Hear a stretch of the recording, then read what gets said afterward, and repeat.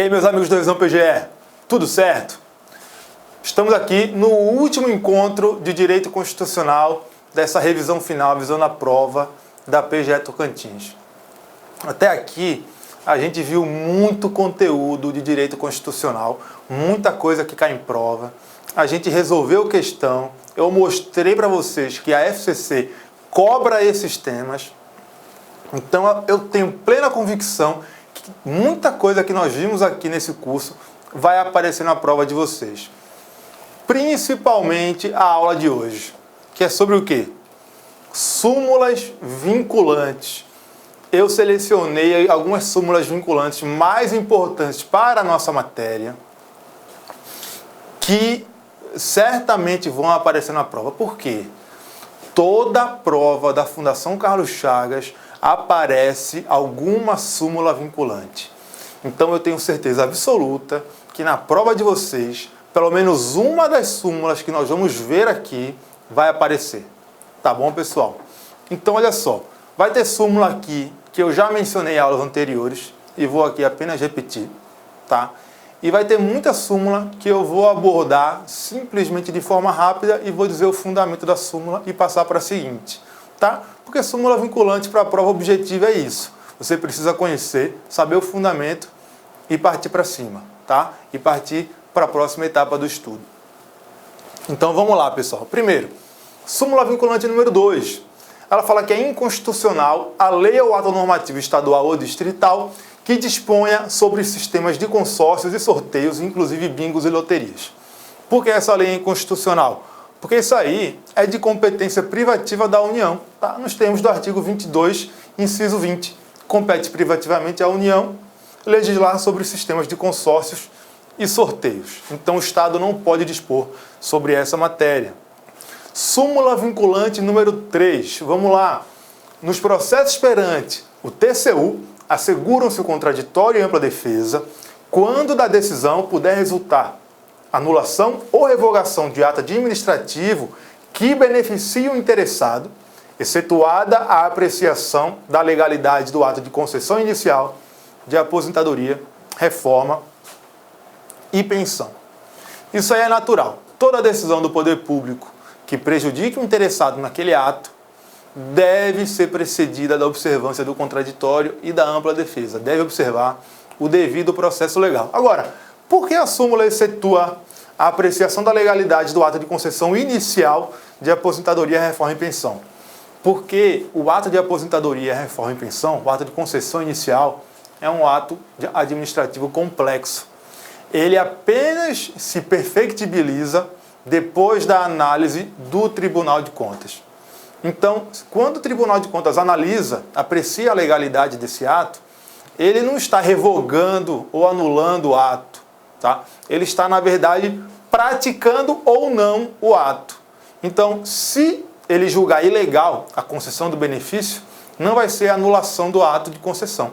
Ele simplesmente não irá conceder. O servidor pediu o benefício, ele falou, olha, não posso conceder porque é ilegal. Tá? E é por isso que essa súmula excetua essa situação aí. Súmula vinculante número 4.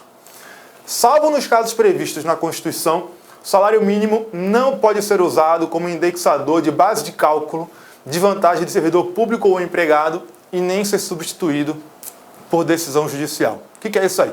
Essa súmula vinculante foi editada por conta da questão do adicional de insalubridade, que tem como base de cálculo o salário mínimo, né? E aí ficou muita discussão sobre isso. O TST até se manifestou e inventou uma nova base de cálculo do adicional de insalubridade. E aí o STF falou o seguinte, olha, realmente não pode usar como base de cálculo de remuneração, de vantagem de servidor ou de empregado, o salário mínimo. E esse é o caso do adicional de insalubridade também. Mas o judiciário também não pode substituir essa base de cálculo. Isso aí tem que ser feito pelo legislador, tá? Então, por isso que ele fala que não pode ser substituído por decisão judicial. Isso aí foi objeto de prova Carlos Chagas recente. Ou foi PGE Maranhão, ou foi PGE Mato Grosso, ou foi PGE do Rio Grande do Norte. Uma dessas, mas foi uma prova da Carlos Chagas que não faz muito tempo, tá certo? Súmula vinculante número 5. A falta de defesa técnica por advogado no PAD, processo administrativo disciplinar, não ofende a Constituição. Por que o STF editou essa súmula? Porque tinha muito PAD que tinha sido levado adiante sem assistência de advogado que estava sendo anulado. E aí o Supremo consolidou sua jurisprudência no sentido de que não há ofensa aí ao devido processo legal, tá? Não ofende a Constituição.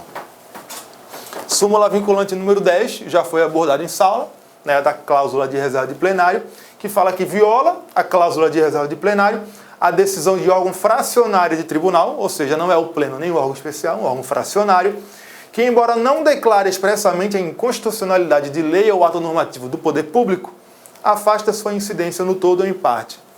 É o chamado migué, né? O tribunal vai lá e fala, olha, eu não vou, essa lei não é inconstitucional, mas eu também não vou aplicar.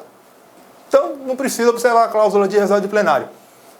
Está errado. Tá? Quando o tribunal faz isso, é a mesma coisa que declarar a inconstitucionalidade.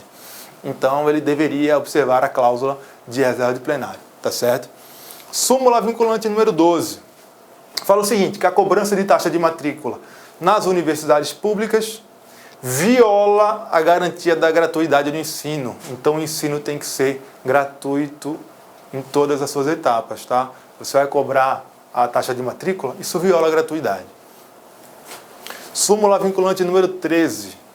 Essa súmula é complicada porque tem uma redação péssima, mas cai muito em prova. Ela fala o seguinte, a nomeação de cônjuge, companheiro ou parente em linha reta colateral ou por afinidade até o terceiro grau, inclusive, ou seja, inclui o terceiro grau, da autoridade nomeante ou de servidor da mesma pessoa jurídica investida em cargo de direção, chefia ou assessoramento, para o exercício de cargo em comissão ou de confiança, ou ainda para a função gratificada na administração pública direta e indireta, em qualquer dos poderes da União, Estados, DF e dos municípios, compreendido o ajuste mediante designações recíprocas, viola a Constituição Federal. Como é que é isso?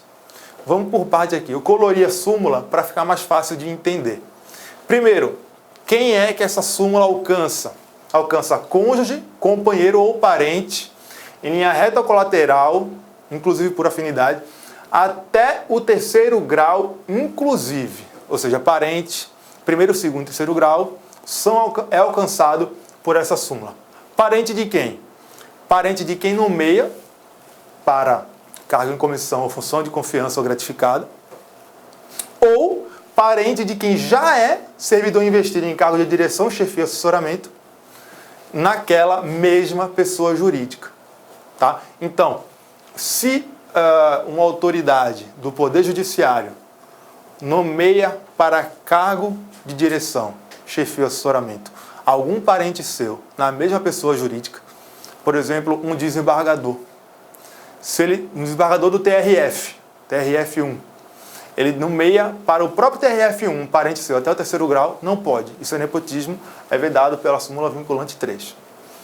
Ou se ele nomeia algum parente de um assessor seu até o terceiro grau, inclusive, também não pode. Tá? E o que é isso de designação? É ajuste mediante designações recíprocas. É quando uma autoridade de uma pessoa jurídica, que integra uma pessoa jurídica, nomeia um parente de uma outra autoridade, até o terceiro grau, inclusive, de uma outra pessoa jurídica, e essa autoridade retribui o favor nomeando um parente dessa autoridade primeira que nomeou esse outro parente aí. Então, isso que é uma designação recíproca. É o chamado nepotismo cruzado. Ele também é alcançado pela súmula vinculante número 13. Tá bom? Súmula vinculante número 16 já foi abordada. Fala que durante o período previsto no parágrafo 1º do artigo 100 da Constituição, não incidem juros de mora sobre os precatórios que nele sejam pagos. Ou seja, se o precatório é pago no prazo, não incide juros de mora. É basicamente isso. Tá? Súmula vinculante 18 é a que trata da questão da inelegibilidade reflexa na dissolução da sociedade conjugal. Fala o seguinte, a dissolução da sociedade ou vínculo conjugal no curso do mandato não afasta a inelegibilidade reflexa, aquela do artigo 14, parágrafo 7º da Constituição. O que é essa inelegibilidade reflexa? É aquela inelegibilidade que é gerada pelo titular do cargo do Poder Executivo, da chefia do Poder Executivo, para os seus parentes. Então quem fica inelegível não é o titular do cargo, é o seu parente, entendeu? Então o seu cargo, o fato de ele ocupar o cargo, reflete no seu parente que fica inelegível, por isso é uma inelegibilidade reflexa. Tá? E quem é que é atingido pela inelegibilidade reflexa? É o cônjuge e os parentes consanguíneos ou afins até o segundo grau ou por adoção do chefe do Poder Executivo.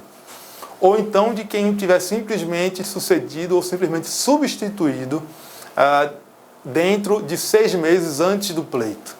Tá? Então, para que essa inelegibilidade fique afastada, o chefe do Poder Executivo deve deixar o cargo antes dos 6 meses que antecedem as eleições.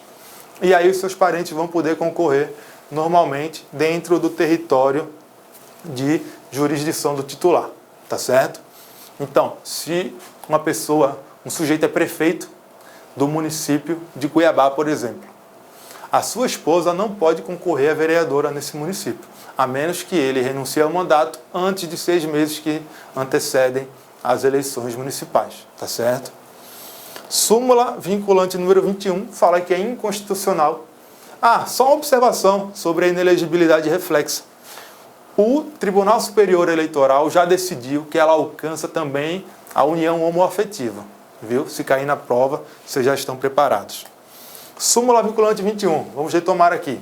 Fala que é inconstitucional a exigência de depósito ou arrolamento prévios de dinheiro ou bens para a admissibilidade de recurso administrativo. Isso aí ofende o devido processo legal, tá certo? Por isso que é inconstitucional. Súmula vinculante 25, ela decorre da já falada aqui no curso tríplice hierarquia dos tratados internacionais. Fala que é ilícita a prisão civil de depositário infiel, qualquer que seja a modalidade de depósito.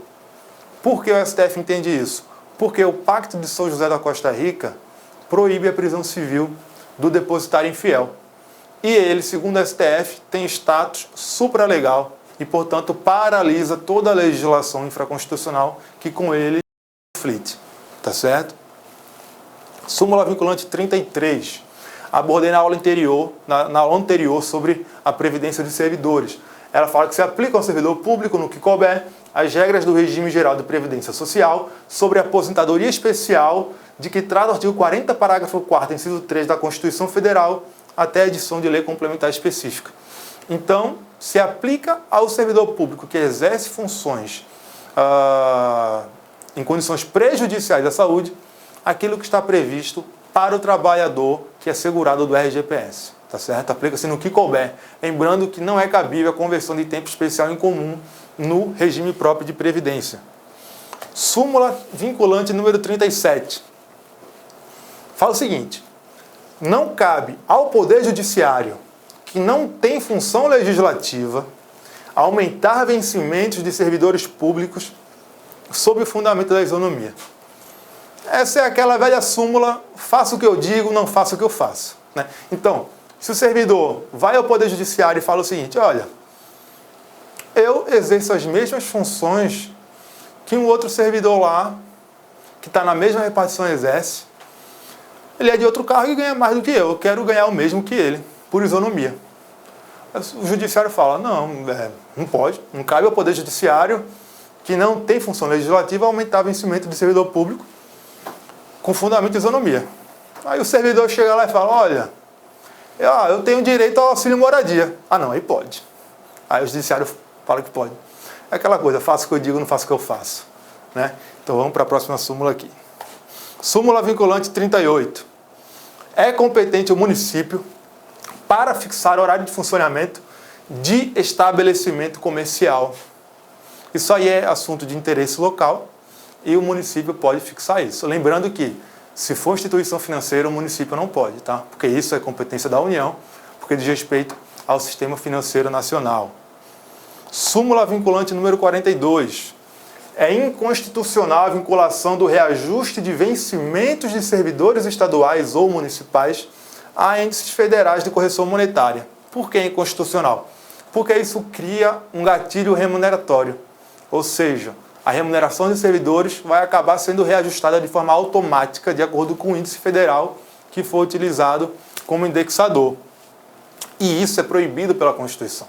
O artigo 37, inciso 13, fala que é vedada a vinculação ou equiparação de quaisquer espécies remuneratórias para o efeito de remuneração do pessoal do serviço público.